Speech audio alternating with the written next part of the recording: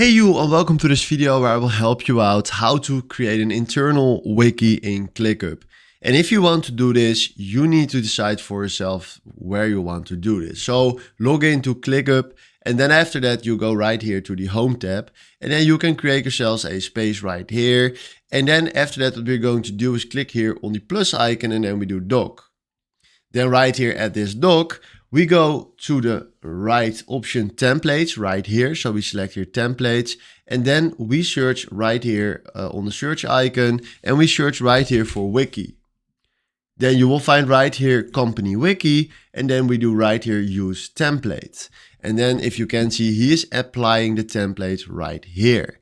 And then what you see from here is the page is now unlimited, but you find right here a welcome page, a what's new page, your mission and your vision. So you can describe right here your mission and your vision, core values, a employee handbook. So with all the important stuff for your employees, your office information right here, a departments. So this is also very important for your company.